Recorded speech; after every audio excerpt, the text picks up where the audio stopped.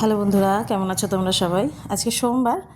আজকে যাচ্ছি একটু মেজদির বাড়ি বেড়াতে। আসলে ওর বাড়িটা এতটা দূরে, তো তার জন্য সবসময় যাওয়া হয় না। তো এই যে মায়ের বাড়িতে ষষ্ঠীতে এসেছি, আসার পরে ও আমাকে বলছে চল তাহলে একটু কিছুদিন আমার ওখানে ঘুরে আসবি।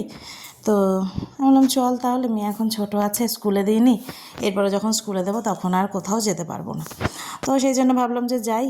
আর সবসময় যেহেতু ওর বাড়িতে যাওয়া হয় না, বছরে বা 2 বছর অন্তর একবার যাওয়া হয়, সেই জন্য ভাবলাম না যাই তাহলে, কটা দিন একটু ঘুরেই আসি।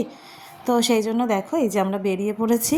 আর মেজদির ছেলে ও আমাদের যাচ্ছে শিয়ালদা থেকে ট্রেনে তুলে দিতে, কারণ আমরা দুটো মেয়ে, ছোটো বাচ্চা নিয়ে, ব্যাগ নিয়ে একটু সিট ধরার সমস্যা থাকে, যেহেতু রিজার্ভেশন করে যাচ্ছি না। কারণ রিজার্ভেশন করতে হলে না আগে থেকে করতে হয়, তার জন্যই আমরা যেহেতু হঠাৎ যাচ্ছি সেজন্য রিজার্ভেশন তো পাবো না।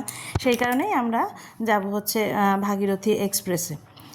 তো এক্সপ্রেসে গেলেও সিটটা আগে থেকে একটু করতে হয়। তো আর এই দেখো আমরা শিয়ালদা থেকে ট্রেনে উঠে গেছি, আর ট্রেন ছেড়েও দিয়েছে। আর দেখতেই পাচ্ছ কি প্রচণ্ড ভিড় হয়েছে, কারণ এই লাইনটা মানে একটু ভিড়ই হয়। আর যেহেতু এই সামনে ঈদ টিদ আছে, তো সেই জন্য একটু ভিড়টা বেশি ট্রেনে এখন। তো দেখো এত ভিড়, একজন জল বিক্রি করতে উঠেছে, সে কিভাবে মানে একটা ইসের ওপরে পা দিয়ে, দরজার ওপরে পা দিয়ে জল বিক্রি করছে। তো দেখো ফাইনালি আমরা চলে এসেছি, আর এই যে মেজির ঘরে। তো চলো দেখতে থাকো, ভালো লাগলে লাইক করো, শেয়ার করো, কমেন্ট করো, টাটা।